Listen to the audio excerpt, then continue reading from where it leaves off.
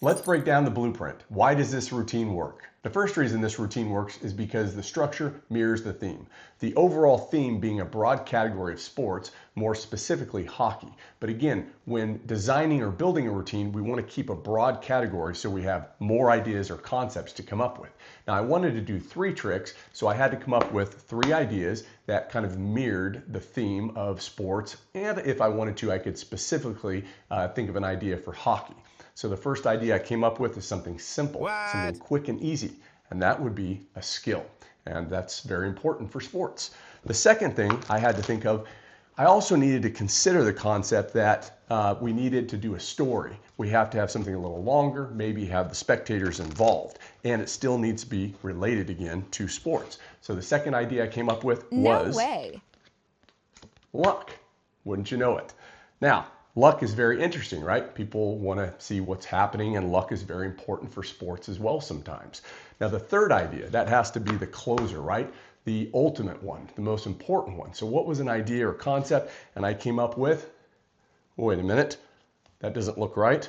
I came up with the idea of No way. consequence.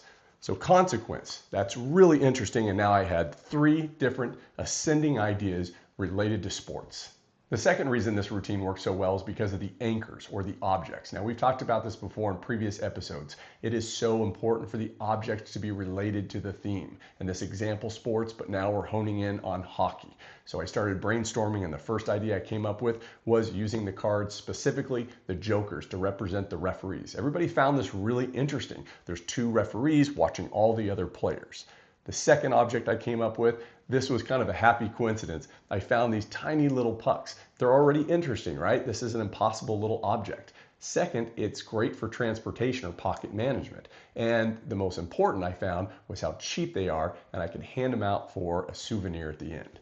And the last object I needed was something to represent a penalty box. So I used this, and it was in my finale for my sign card to Impossible Location. And now you can see how important it is for our objects to be related to the theme so that our story ties together. I'm sure you're starting to see now how most magic is just a bunch of individual tricks and not a cohesive story. So if you start focusing on a theme, you'll start creating a structure and props that make sense.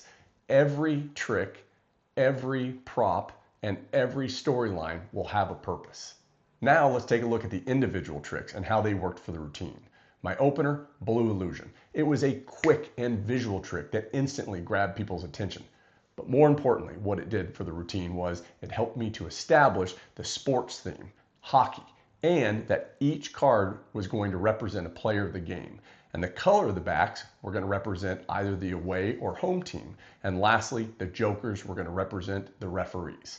And you can see how important that is, more so than just doing a quick opening visual trick. I needed to establish my story, my theme. The first phase, Chicago opener. This was a great trick for the routine. Not only was it also quick and visual, but it also got the spectators immediately involved. Now, instead of doing a standard Chicago opener where one card was a different color than the rest, I thought, well, let's do a blank back card and write penalty on the back. Now it tied into the story and the structure, skill, being that the referees or jokers could immediately spot any player committing a penalty. But what it also did was it helped me introduce the penalty box, which would be a callback object for later in the effect.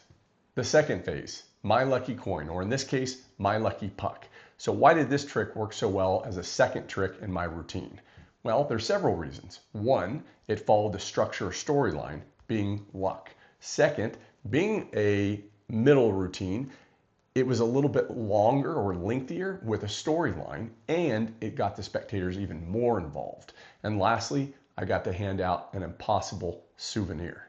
The third and final phase, the mystery box, or in this case, the penalty box. This was such a great trick as a closer in this routine. It had such amazing qualities. It introduced a callback item that would become important in the end. It would progress the storyline and stay consistent with the structure, now being consequences. I would have a spectator choose one of their favorite players and sign it. It would commit a penalty, and we would talk about how penalties can greatly affect the outcome of a game. Now their signed card ends up in an impossible location, and they get to keep it as a souvenir. Some improvements or ideas that I had after building the routine, but more importantly after performing it, was maybe at the very end we would have a prediction of the most valuable player jersey number or the final outcome score of the game. Just some thoughts, and maybe I'll introduce those next time I perform this routine. My challenge for you is to create a routine based on a theme. Pick any theme that sounds interesting to you. It doesn't matter, anything. And start coming up with props or anchors, ideas, concepts, anything that relates to that theme. That's how you start. Now, I'll give you a couple ideas: theme and then structure. So maybe a poker game, and the structure is escalating bets. Maybe you do a heist and the stages of a robbery. Investigation, clues leading to a solution. Or lastly, luck, probability building. Any of these would be great topics. If you try this, please let me know in the comments how it went. Final thought: a great routine shouldn't feel like a series of tricks. In this case, it should feel like a game unfolding. I'll see you next time in the Magic Lab.